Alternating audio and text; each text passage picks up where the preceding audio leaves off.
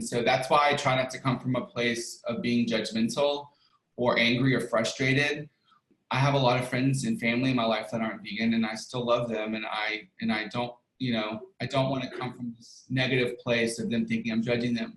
But it is apparent that my relationship to the information is just different. It's different. And people think, you know, it's difficult and it's hard to be vegan, but for someone like me, my relationship with it is, it's the only option. It's just the answer.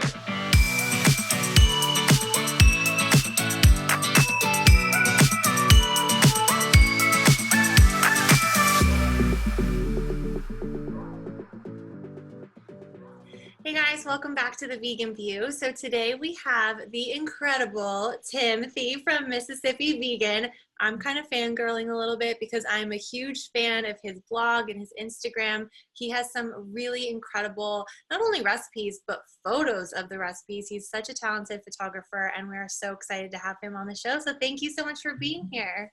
Thanks for having me. It's really fun to be here. Virtually. Yeah, virtually.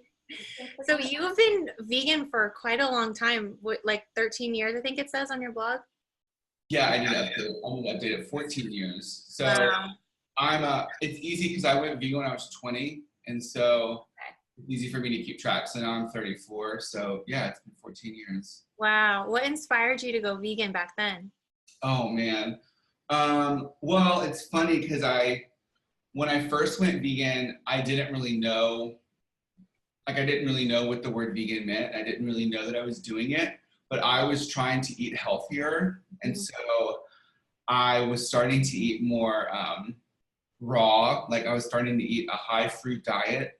And then it kind of just led me in eating more fruit, more vegetables, and raw nuts and seeds, because I was just trying to eat the most nutrient dense foods. And so that kind of led me down the path of eating raw, and then I stumbled upon raw veganism, which was a really interesting time in my life, and I'm really glad that I had that. But it was really all about health and like eating nutrient dense foods and feeling my best. And so then I started learning more about veganism, and it's funny because when I started reading the definition of veganism, I realized that I had kind of always felt that way, but I just had never had someone really put like a label on it or a definition on it.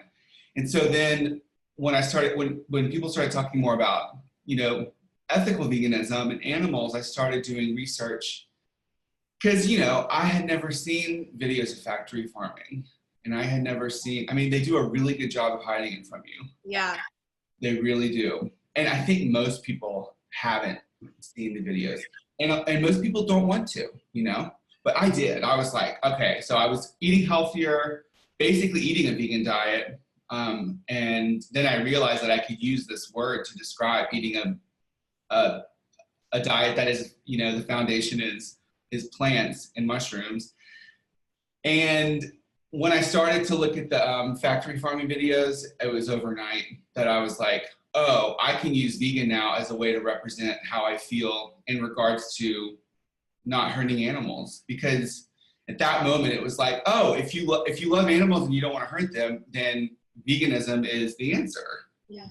And so that's so that all happened when I was 20, and then I'd always been a passionate cook, and so it was actually really it was really exciting, because then I felt like I had all this opportunity to learn how to cook new and different foods. I remember I went and got tempeh, and I never had tempeh before.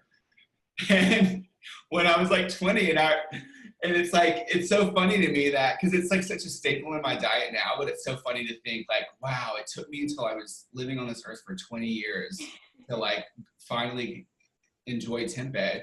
I never thought of it that way. That's so funny. Right? Yeah, it's funny. What's really funny though is to think about how in high school you let everyone else curate like what you eat, whether it be cafeterias at the school or, you know, going out to eat. Yeah, it's like these we're like letting all these other people kind of decide what, you know, we should eat. And so, and that's the beauty of when you become a young adult, like in your 20s, you start questioning everything. And so when I went to the grocery store for the first time, when I moved into my own apartment out of the dorm, like my sophomore year of college, and I went shopping, I was like shocked because, I guess I wasn't shocked, but I was surprised because I bought all this healthy food. And I realized like, oh, I like to eat really healthy food. And it was funny. It was a big aha moment for me. Oh, Awesome. That's a long-winded answer. no, I love it. But you said you like to cook before you went vegan, and then it was like a challenge. Well, it was a challenge in the way that it was, I like to be challenged. And so in my mind, I was like, well, wait a minute. If the reason why all these animal products taste good because of all the seasonings and spices that are plant-based, how can I figure out how to apply that to different textures to recreate that experience? And so at an early point in my veganism, I learned that we're not trying to eat, we're not eating vegan meat because we miss eating a dead animal. We miss the experience of eating that texture and those flavors. And it has nothing to do with, like, no one wants to see the animal being killed. And that's why it's kept away from us. But I learned that at an early age. So that challenged at an early point in my veganism. But that was kind of this fun challenge for me to figure out, you know, how can I recreate the food that I grew up eating and the comfort food that I love and adore and make it vegan, you know? That's awesome. We all grew up in the South, actually. I'm from Arkansas, Nisha's from Texas, and Nikki's from Florida. Oh. We totally get you on the Southern comfort food. And I am so interested, to me, it blows my mind that you living in the South, like, you know, 14 years ago would go vegan, because even now when I go back to Arkansas to visit family, I mean, the options are so much better now than they used to be, but like still very slim when you compare it to big cities like LA and New York. And I'm just curious, how were the people around you reacting to you when you were making this transition and these discoveries? Well, so I went to College of Charleston in Charleston, South Carolina. And that's where I, you know, went vegan. And that's also where I started to do yoga, and I was in college, so I was learning a lot. So there was a little bit of a bubble, a sanctuary bubble there because I was in college, but the rest of the state of South Carolina, and even Charleston then, like, and it has gotten better, but basically when I went vegan then, there was really nothing. There was very little options. And I think now there's only one, you know, fully vegan restaurant in Charleston. And the same for New Orleans. There's really only maybe 2 or 3 fully vegan restaurants. And so you're right. Like when I go to LA, and that's before all this happened, like my traveling really revolved around going to places where I could just go out to eat and have fun and enjoy all the food. So, you know, Portland, LA, New York, even Bali was, my God, Bali was a vegan heaven. It was out of control. I could not believe how much vegan food they had there. But yeah, growing up in the South definitely was challenging. And I think that's why I focused on cooking so much, not only but because I loved it, but also it's like, well, if I want to have brunch, I'm going to have to make, because I can't go get vegan brunch anywhere. Yeah, that's something we're always talking about, is like trying not to be the vegan that everyone else is, but to eat stuff you like and cook stuff you like and like is familiar and comforting to you. And that's so much what you're about. And I love, like, recipes really do give people who are in places where there aren't vegan restaurants the power to make things they love and feel comforted while also like following their own moral compass. Right. Yeah, no, that's why I think being a recipe developer is a really beautiful thing, because then they can not only recreate, like they're recreating your recipe, so they're creating this new experience in their kitchen, but especially with like a traditional classic Southern recipe, they're recreating that experience from their childhood that, you know, their grandmother's cooking or their aunt's cooking, and they're able to celebrate it in a vegan way. So it's really exciting. It's really touching when people reach out and say that the recipes from my blog or my cookbook are allowing them to have those experiences that they had as a child with their like Meemaw, you know? Yeah. There really is a lack of good Southern vegan restaurants. Like, I think I can't even think of one off the top of my head. I know I've been to one, but like, really, I mean, I think there is actually one in Little Rock. They have pretty good like vegan Southern food. But like out here, there's every other type of vegan restaurant you can possibly imagine. Yeah. But no Southern comfort food. Like, there's like, yeah, I think Crimsey's is the only one, right? yeah, that's good too. Yeah, but you're right. It's like a dime a dozen for sushi and Thai and Asian and even Mexican. Yeah, but you know, there definitely, it has been a switch that's happening, and I think because more and more people are trying to eat healthier, and more people are more, you know, aware of allergies they have, whether it be egg allergies or dairy allergies. I mean, I feel like the dairy industry has come such a long way. If you go into a grocery store and see all of the plant-based milk options, it's insane. I mean, that market, and like oat milk's like taking over the world. And like, I mean, and I mean, we're getting there with the meat industry, but the dairy industry they must be so pissed. They're like, yeah, like they are. They must be so the pissed. articles that are coming out that are like sponsored by them, I'm like, you're mad we're winning, sorry. I mean, really, I mean, because that's probably the one product that I realized that most non-vegans say that they consume would be just because they like it, and just because they kind of don't want to have dairy because it upsets their stomach or for whatever reason. But when you say, I feel like non-dairy milk is like probably the most popular vegan product. It's like in everyone's fridge. And it's very like fashionable. It's very on vogue right now to have an oat milk latte, and I love that we've made it cool. Yeah, well, thank God we got there with oat milk. I mean, oat milk really is kind of the game-changing product, because, I mean, don't get me wrong, I like soy milk, but Me too. I'm a lover of soy, but you know, oat milk was the milk that we deserved. Oat milk, it just has that buttery mouthfeel. We have a whole video of us saying buttery mouthfeel, testing oat milk, like every 5 minutes. Yeah. We take it very seriously. But it's funny because when I went vegan 14 years ago, I remember going to Whole Foods, and I was mainly just getting I don't mean to say this after saying I went to Whole Foods. I was mainly getting Whole Foods, just whole vegetables and fruit. But they did have like one vegan cheese option, and it was horrific.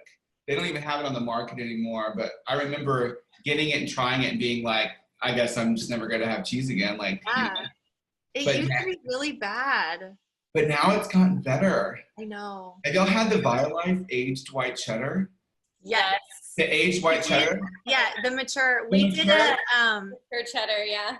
I was shook. I like almost dropped my phone. I have 2 packs in the fridge right now. Because it melts, the like texture, the taste, the tanginess, the saltiness. Sponsored by BioLife.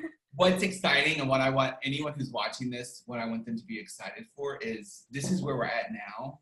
Just wait until 10 years. Yes. You know, I mean, you have to think about it. Artisanal cheese has been around for centuries. They've been perfecting their craft, and all the time. Vegan cheese, what? The first brand that, I mean, people probably started making vegan cheese in the 70s or 80s. Yeah.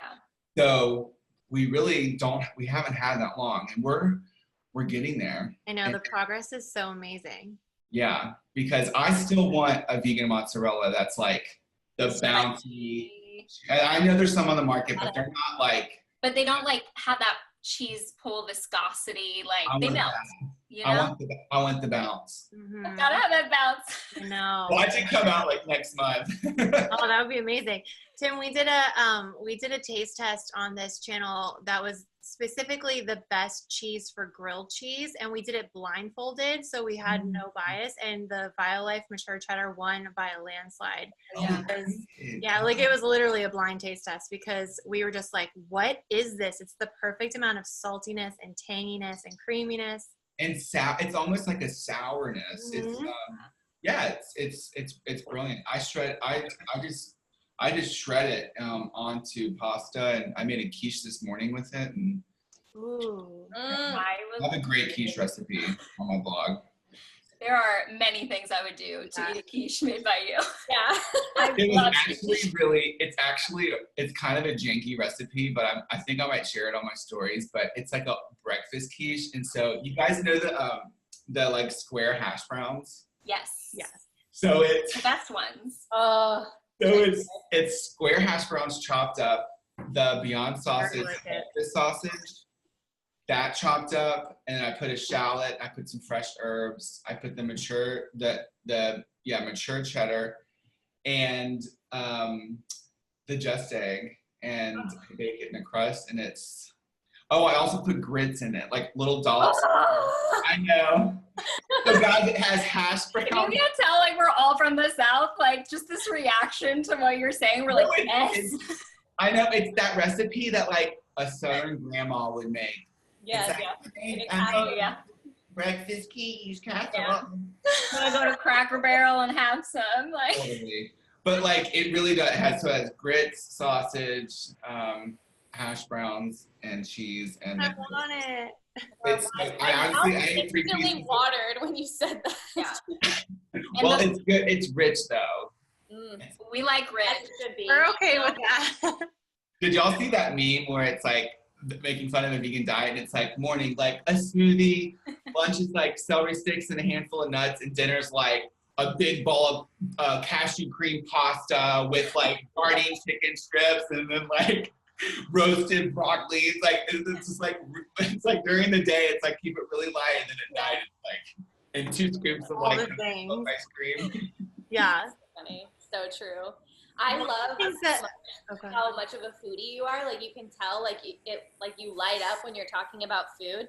And I feel like it's such a good example because one thing I feel like people always say about veganism is they're like, oh, I could just never do it. Like I love food. I'm just such a foodie. Oh my And god. it's such a frustrating thing for me when I'm like, do you think I'm not? Like, Yeah, it's like, do you think I'm not? Like, you don't think I care a lot.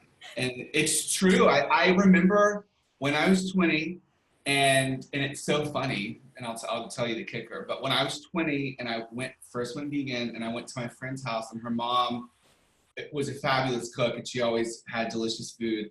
And she was like, Timmy, you can't be vegan, you're a foodie.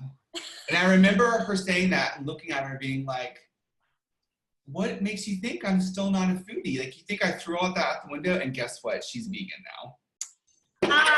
My friend's mom is vegan now. She's really passionate about it. So, and she's still a foodie. So, yeah, no, I think it's really important to celebrate the foodie aspect of veganism because you're right. People assume that veganism is like this self-inflicted torture of like we can't eat anything delicious again.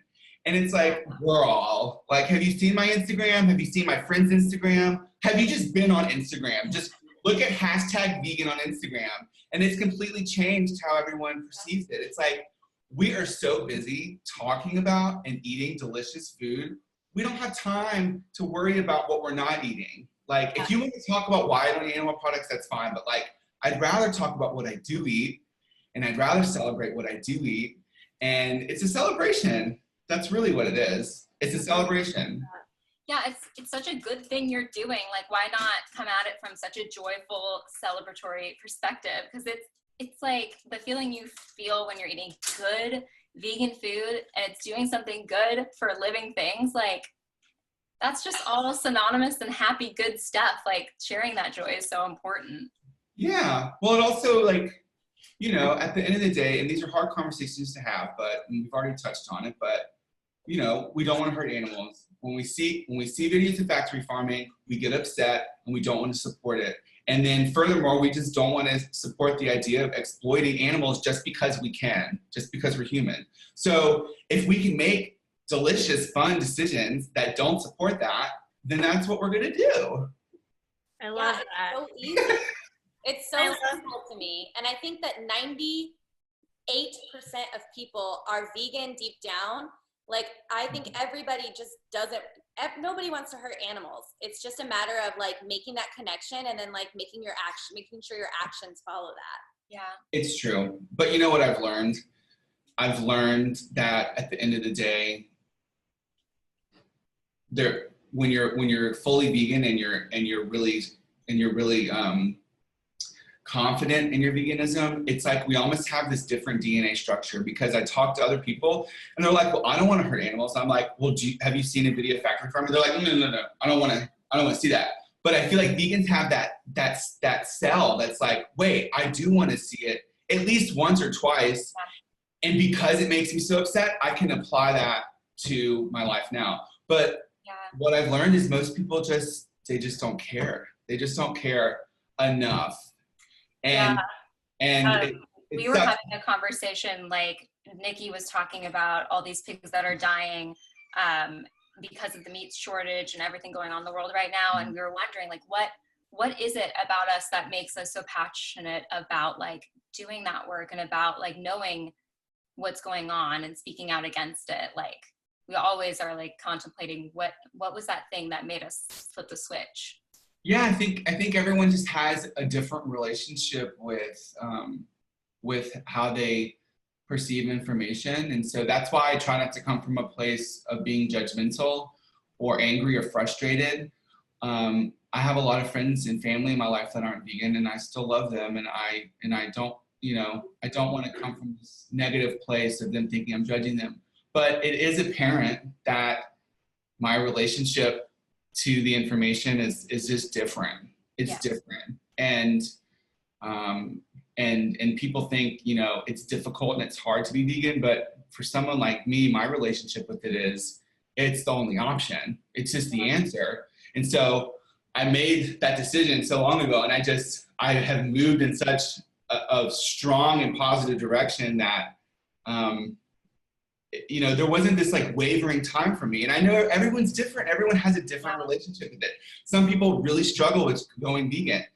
And I can't say that that's not valid, It's just not, it's not my experience, Right. But everyone's experience is so unique. Yeah. No, but I think it's really interesting to think about what was helpful for me when I went vegan. And for me, it started because I saw these amazing What I Eat in a Day videos on YouTube, and vegans were eating in abundance and the food looks so good.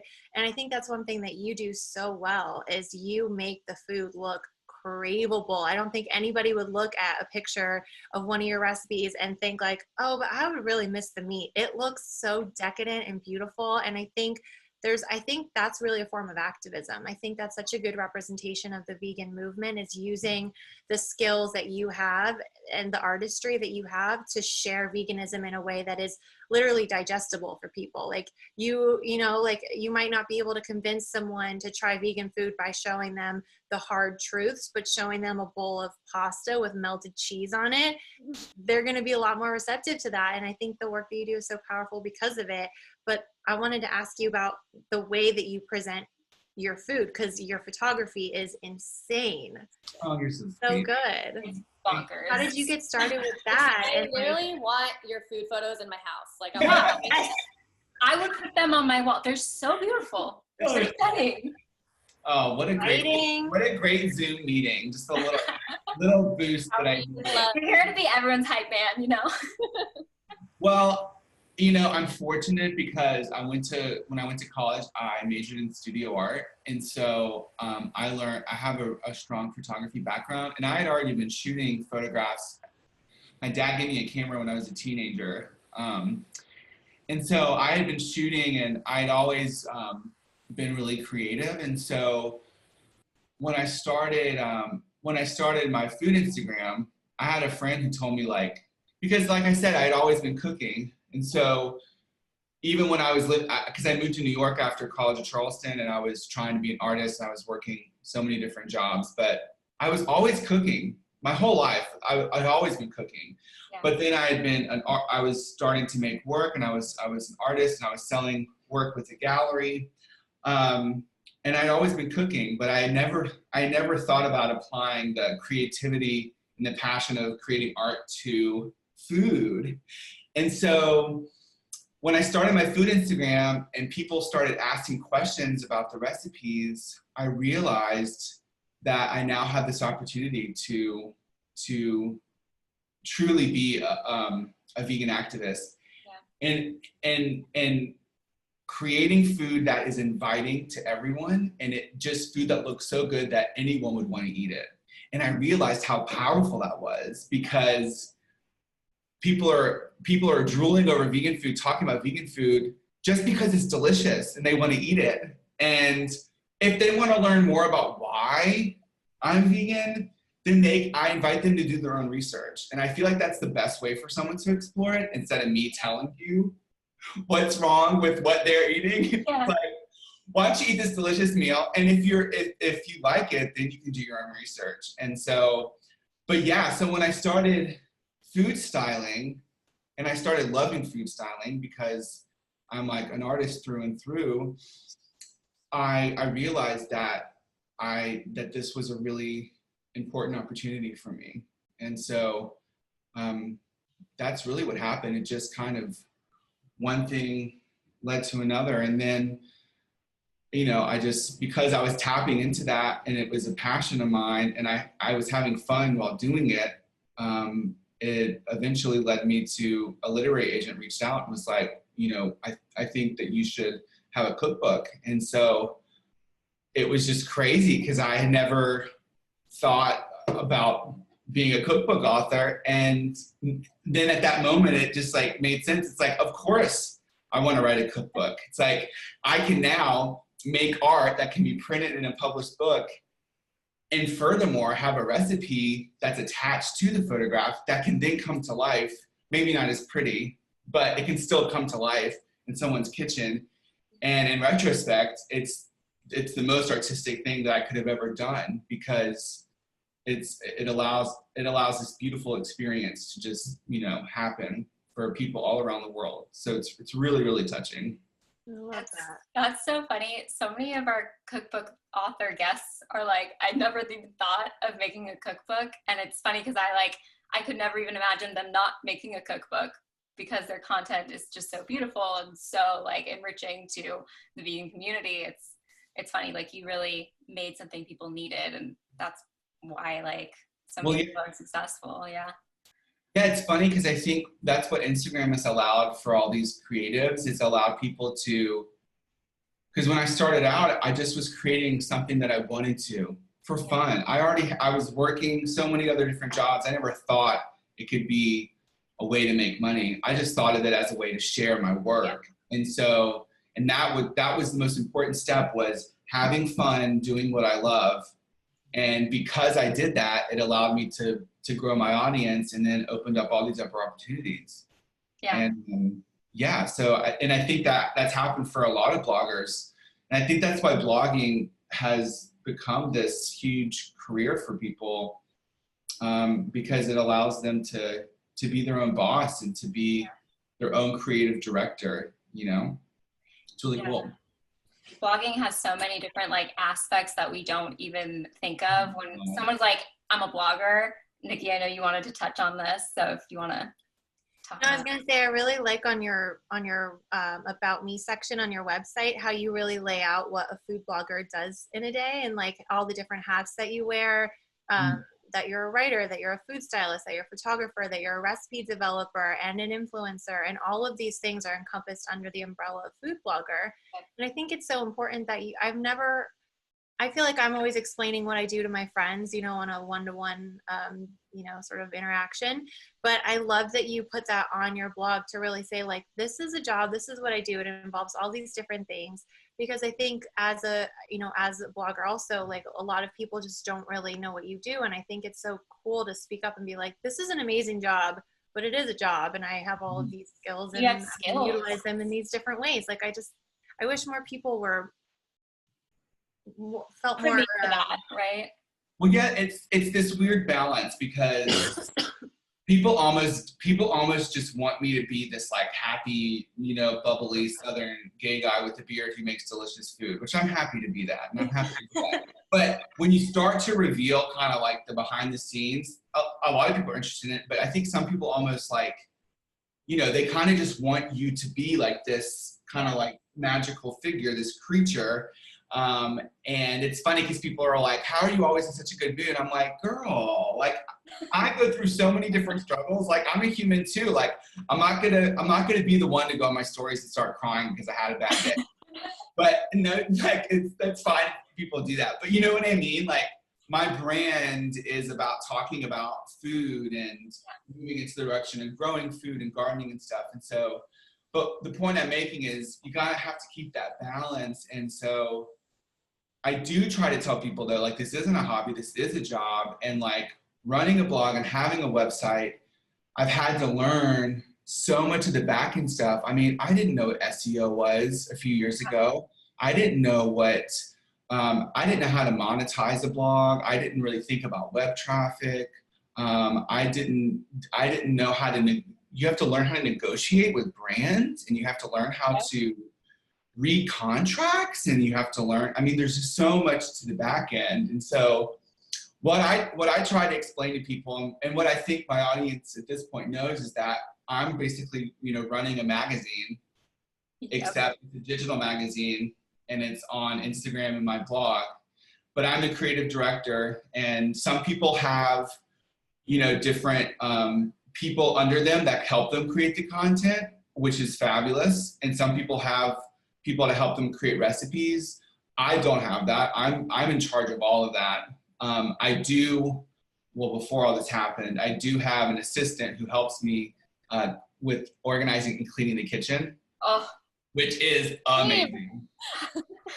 I want that right now. But I have food blog.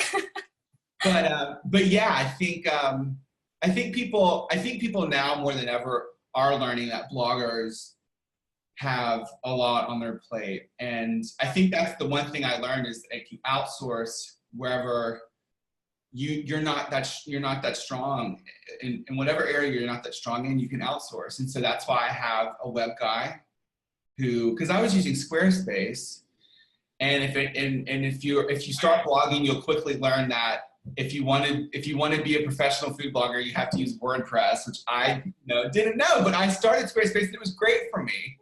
But anyways, I have someone who does the back end of my website, and I have he also does my Pinterest. Like I don't have the mental capacity to do all that and to be creative. So I outsource that. I also have a copy editor because girl, I make mistakes. I had typos, like they just cling to me. So I have a copy editor, and I actually have two, and they look through everything that I write.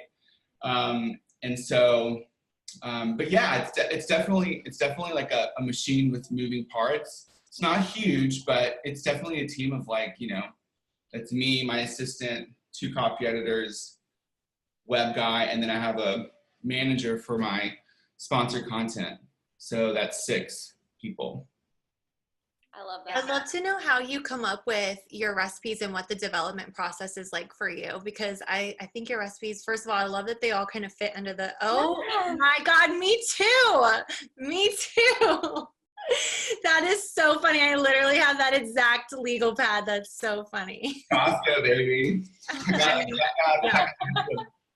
Yeah, I mean, the recipes, usually the recipes are something that I've been making for a long time, and it'll get to the point where it'll be like, okay, I need to document this and put it on the blog. I think a lot of people on the internet just assume that bloggers, we have like this vault of perfectly typed up recipes ready to go, and it's like, no, like I just haven't, like I haven't gotten it from this to a blog post.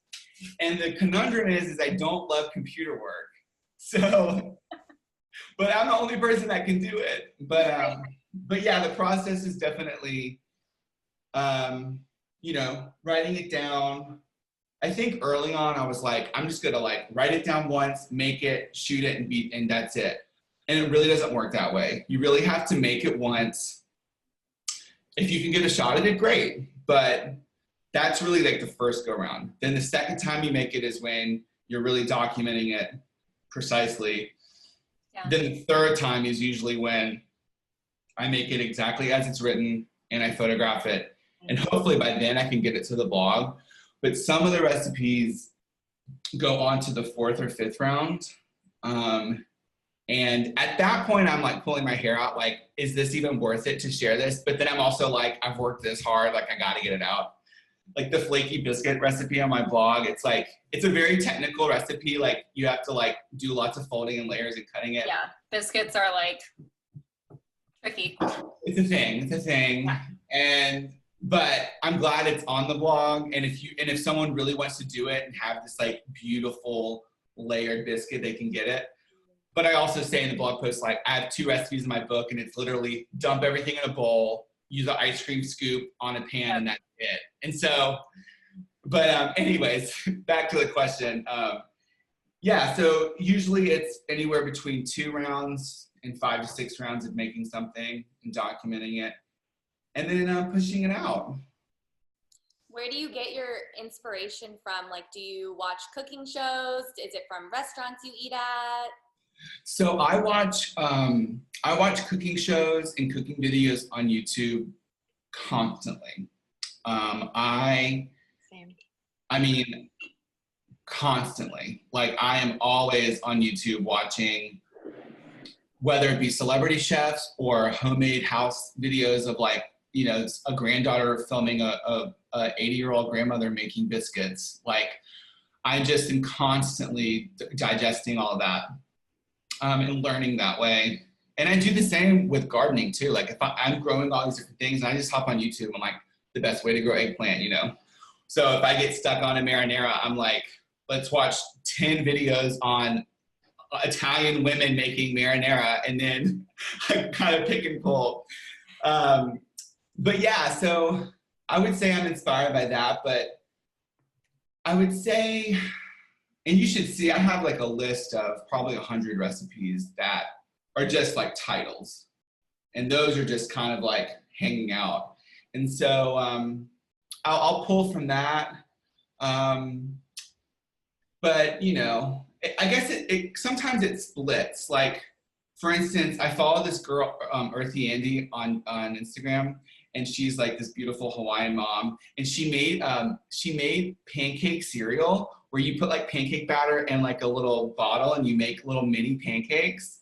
So in this direction, I want to make that just for fun. I don't want to create a recipe, but I can already visualize this amazing image of like dozens of little pancakes in a cluster in a bowl, and I know that it'll perform really well on Instagram because I know what my audience likes. It's visually stimulating. What was that? Like all those little pancakes are super visually stimulating and fun to look at. People love clusters of things. People love noodles. Yes. And that falls into the category of clusters of things. Yep. People love a beautiful bread, you know. People also love vibrant color, like vibrant colored vegetables. But anyway, but what I was saying is, so sometimes a recipe will come in my mind and I'm like, I just want to make that from a food styling aspect and share it for fun. And then a recipe idea will come into my mind where I'm like, I really want people to make this and I want to talk about like how to get the best results. So right now I have a red beans recipe that I already have one in my cookbook, but I'm kind of updating it. And it needs to be a blog post because I think it's too involved to be a cookbook recipe. And it's the perfect blog recipe because I can document the whole process. And that's what's beautiful about blog recipes is you can put a dozen images and show people the process and give all these notes. Whereas in a cookbook, you have 2 pages, the picture and like one. Maybe you can go to the other side, but You know, it's funny how cookbooks are like that. It's like, wait, we have to cram in over 100 recipes in this book, and it's like so consolidated. That's why I love blogging, because I can really lay out and go in depth. So what'll happen is I'll do either a food styling recipe for Instagram, a recipe that I need to put on the blog, and then in the middle, there's recipes that I set aside for my next cookbook, which is still I talked to my literary agent about it, but I'm still putting together the proposal, and I won't be ready to do it for a while, but I definitely set some aside for that. Yeah. And so, yeah, that's kind of a little bit about my process with recipes. I love that. I also love the way you name your recipes. Like, they just sound good. Like, I saw one for firecracker green beans. I was like, I want firecracker green beans. Yeah. When I name stuff, I'm like, garlic green beans. Yeah. Like seasoned green beans. Yeah. Like salt and pepper tofu. Yeah, exactly. Oh, Nisha, really quick, I wanted to say my recording stopped, but I still see that you're recording, so I just wanted to make sure. Oh, we're good. Yeah. Yeah, well, and that's the thing, going back to the back end of blogging and creating titles for recipes. You know, you can't go too crazy. Like, you want the recipes to stand out a little bit, but they also, you know, the SEO, like the web address needs to be, you know, www.mississippivegan.com/ you know, crispy garlic potatoes. Yeah. You know, it can't be, you have to have those keywords so that you get the search results. Yeah. And so I've also had to start thinking about that too. And then, like, hamburger helper, it's important for me to say in the URL, like, vegan hamburger helper. So that way, if someone Googles vegan hamburger helper, you know, it comes up, as opposed to, like, I don't know, Easy Delicious pasta. noodles with vegan. savory noodle casserole, you know, I don't know. Just, Yeah. you guys get what I'm saying. Totally. Do you have any good like cooking tips when it comes to people who when they're following a recipe? I find that people a lot of times they won't read through the recipe all the way, or there's like things that people get hung up on. Is there something that you think would make it easier if people did when they followed a recipe? Yeah, I mean, I mentioned this in my cookbook, and a lot of bloggers and home cooks would say this, but definitely scan the recipe. I mean, you really need to, like, and I you know, I do it too. Like, I'll just jump into something, and then later on I realize, like, oh, I needed to prep this a while ago, or I needed to soak this, or so you really should scan the recipe. But, you know, I think someone's going to go into a recipe, either you have different people. You have people that are the sticklers that really follow it. And I think Paula Dean said, and she's been doing these quarantine cooking videos, but she said, you make the recipe to a T the first time, and then the second time you can push and pull it. And I know that not everyone's going to do that. And someone like me, who is more of an experienced cook, like, I have a really hard time following a recipe. So I know I'm going to customize it and change it. Yeah. But I think there's something valid to that, what she said, is that maybe try to make it that first time to see whoever created it, to see what they're going after. And then you can push and pull it. But at the end of the day, it's, you know, what I don't like is when someone doesn't follow it, they make substitutions, and then it's not good, and then they complain about it. Yeah. It's like, girl. Mm-hmm. Been there. Don't like, I made your banana bread, but I didn't have bananas, and it wasn't very good. And you're like, but. I had a recipe tester make a truffle pasta, and she was like, I didn't have truffle oil, so I didn't use it. And then she was like, I thought the end results were bland. And I was like, truffle oil is like one of those ingredients that's like hates me, you know? She got promoted to become a reader of the book and not a recipe tester. Noted, I love it. If she's watching this, we cut it out. But I think every recipe developer has that. I was listening to, I love the New York Times food section, and there was like Sam Shifton and Melissa Clark. They were doing like a Zoom call like this basically, and they were saying the exact same thing. Like, I made your chicken recipe, but I didn't have chicken, and I used sardines, and it tasted gross. And they're like, well, it's a chicken recipe. Like, you know, It Yeah, happens to everyone. It's funny how people, it's like one thing to like swap out tamari for soy sauce or, you know, sriracha for chili paste, but it's another thing when you're like completely swapping out like a huge component of the dish. And so that's why like I have an eggy avocado toast on my blog, and you have to have Colin Amok, like the black salt. Yeah. And I'm like, and I say, if you don't have this, don't make this recipe, because it's I love that. the whole point of this recipe is we're enhancing this flavor profile. Yeah. And if you don't have it, then you're just making avocado toast. Yeah. So What are your top favorite seasonings and herbs, like your go-tos? So in my kitchen, right in front of my stove, I have a line of my favorite things. You want to know what they are? Yes. Okay, so in front of the stove, I have a big jar of nutritional yeast flakes. The powder's okay, but I prefer the flakes because they can get really crispy and crunchy in the oven. Are the flakes the one you buy in bulk, and the Yes. powder is like the one in the? You can't get them. You can't get the flakes right now. You can get them on Drive, maybe. I don't know. I know they have a brand that makes flakes. I'll look. I'll link it if you can. Is the flakes what makes it like crisp up in the oven? I just noticed that, yeah, especially if you sprinkle it on like potatoes or something, it'll just I just like the texture better. I do a lot of recipes with nutritional yeast breading, and I was like, why? Because like when you get to the bottom of the like Bragg's nutritional, it doesn't work as well. Yeah. Thank you. I appreciate that. Yeah, the bigger the flakes, the better. Well, I think that's what I think happens is they spread out. Like nutritional yeast is basically in a sheet, and then they're kind of like breaking it down into flakes. Yeah. So it probably could come in bigger flakes. Anyways, I digress. Nutritional yeast. Next up are my vinegars. So rice vinegar and ume plum vinegar. Oh. Have you ever used ume plum vinegar? Have It's a plum vinegar, and it's like a bright crimson, kind of purple reddish color, and it's really kind of sour, and so you don't need a lot, and it's salty.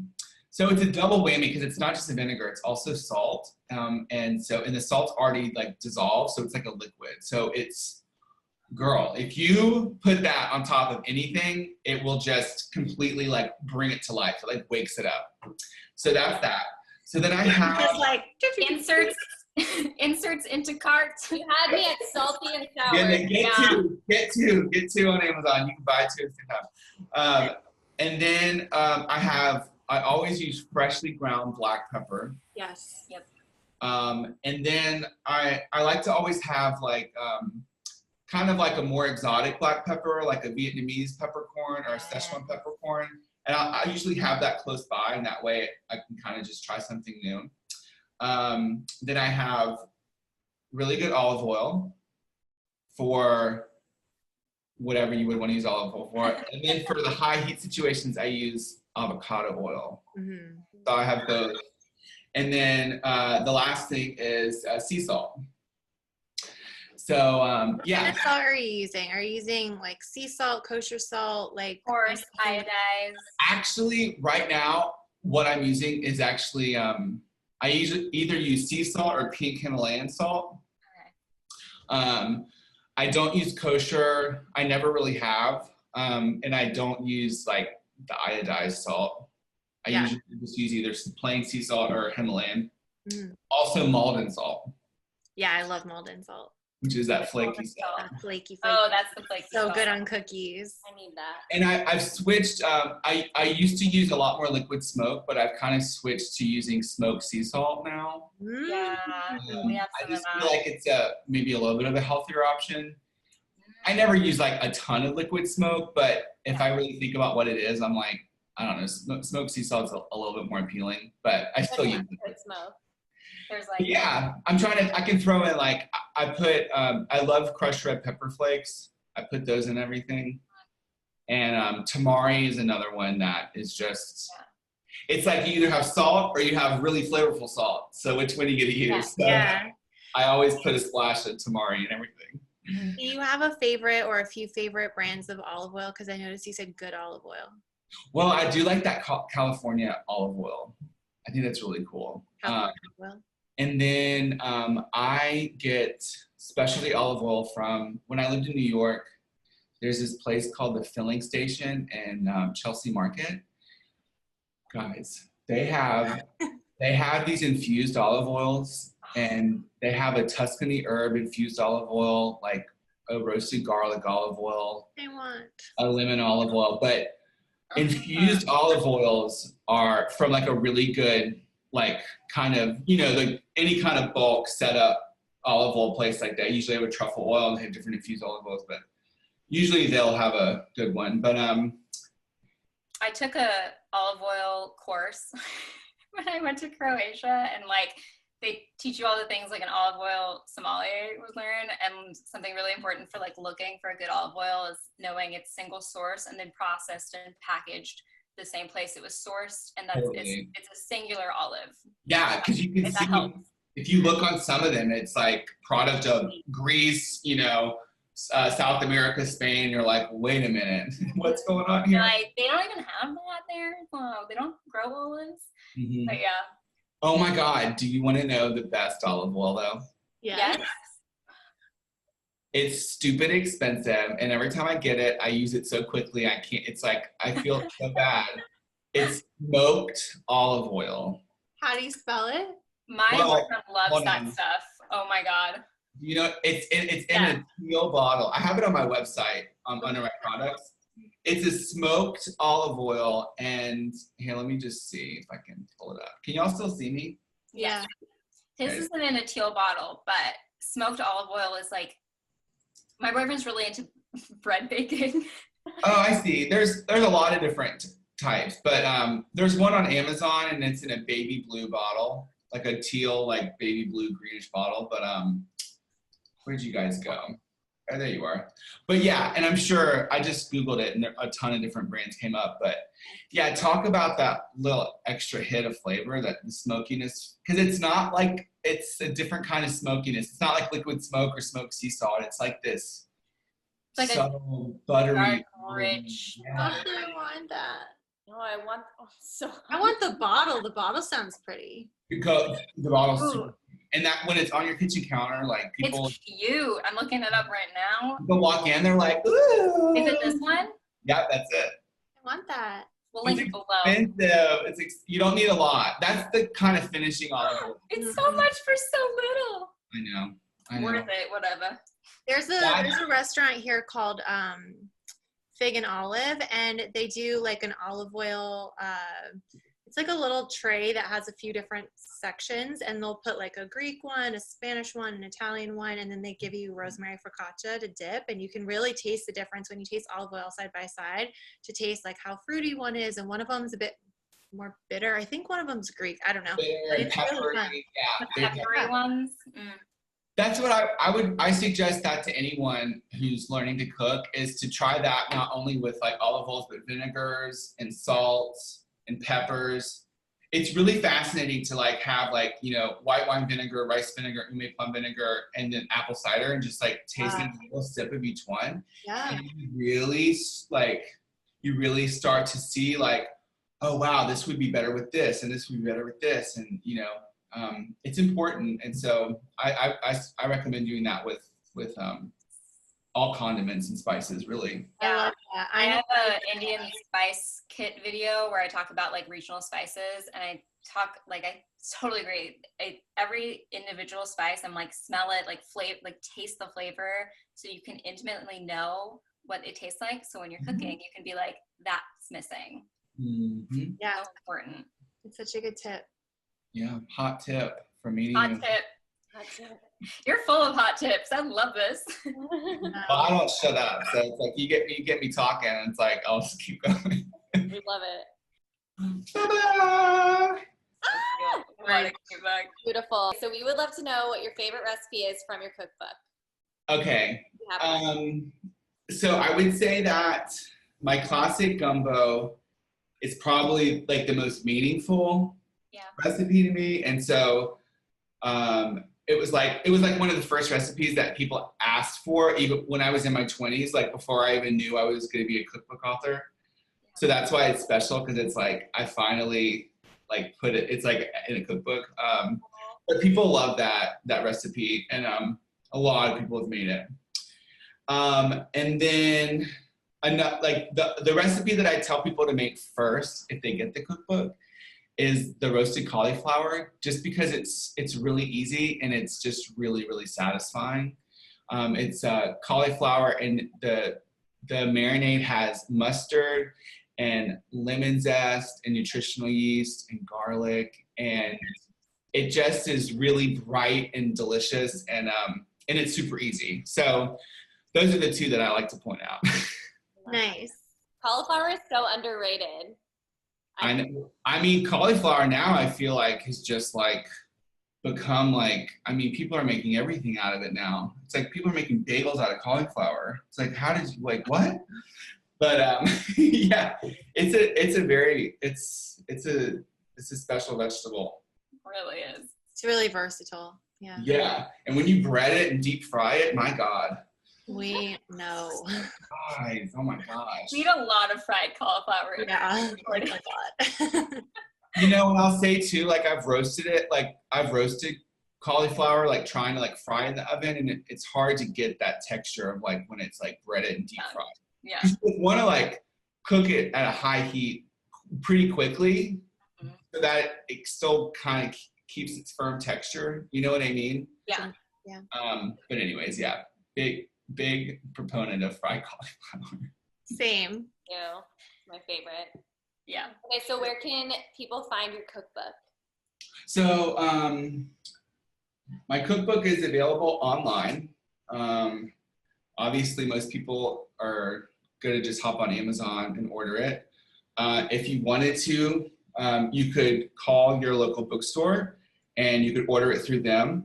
And then I think most bookstores are doing like curbside pickups and stuff like that. And so you can do that. And then if you're international, you don't live in the States, or you live even in Canada, you can order it on Book Depository, and there's free shipping internationally. Oh, that's awesome. Which is pretty wild. So if you're like anywhere in Europe or Australia, you can order my cookbook. The measurements are US, but I've had a lot of Europeans and Australians, they haven't had any trouble, you know? So, but yeah, so I would say support your local bookstores, Book Depository if you're international. And if you're gonna get it on Amazon, you're already gonna go there. So it's like, I wish I could say not to use Amazon, but right now it's like So hard. The necessity so for a lot of hard, people. because it's like one of the safest things to do, you know? So, but what I Well, have I love that you said, look, order from your local bookstore. And now I'm like, oh my God, if I wasn't obsessed with you before, I'm even more obsessed. Well, no, people, yeah, I would say for my next book, I would say that if I do a pre-order incentive, it would be only for people who do it through their local bookstore. And so, and I think that's a really cool thing to do. And also for my next book, I probably will do a pre-order with a local bookstore, and it'll be for a signed copy. And then that way, it's like I can support a local bookstore. But Love that. side note, what I've been doing with my Amazon boxes, it's so funny because if you look at my backyard, so you can use cardboard to lay down to cover weeds. It'll block weeds from growing. Yeah. You can layer a raised bed with it. So I've been breaking down my Amazon boxes. Oh my God. Using them in the garden. It makes me feel a little bit better. Yeah. They're very good for sheet mulching. Yes, true. I love plants. Well, thank you so much for taking your time and having this conversation with us. This was so fun, and just love everything you said, and so much good tips and knowledge in here. Well, thanks for having me. You know, this time it's been so crazy for everyone, but it really has allowed, you know, people to connect and do things like this. And so I think that's special. And so thanks for having me here. And, you know, I didn't have to be in LA to be on the Vegan View. And I think that's pretty cool. Well, when you are in One town, day. please come hang out with us. We'd love to go to lunch or something. Yes, I will definitely let you know when I'm in LA. Like I said, I love LA, so. We'll do a tour of fried cauliflower spots. Oh, Yes. Oh my gosh. It'll be Yes. great. Yeah, that sounds amazing. Well, we're gonna be living our in a dream. restaurant. I know what I'm gonna be dreaming about tonight. Thank you guys so much for watching. Please be sure to check out Timmy and everything he has to offer. We'll link everything down below. Check out this channel. Give this video a thumbs up so more people can see it. Subscribe to our individual channels as well as check out our Facebook page. And we'll see you next week in a new video. Bye. Oh, I was gonna ask too, y'all all have YouTube channels Yes. as well? Oh, awesome. Okay, cool. Well, I'll check those out because I've just started my YouTube. I only have like a few videos, but I I'm didn't know trying to this. get into the YouTube world. So Yeah. Yes. Okay, go Check out follow Timmy's his channel. yeah, so I'm on YouTube, youtube.com/Mississippi Vegan, but I'm gonna check out y'all's channels and get in on this YouTube game. Oh my gosh, that's so exciting. Well, yes, we'll include those as well. Okay. Yeah, Awesome. more videos. Wow, Right. everyone's starting Right. YouTube channels right now. This is so exciting. Yeah, so I'm actually gonna release a new video today, so I have to actually go do that. Yay. I'm gonna go subscribe right now. I'm gonna subscribe right now. Yeah.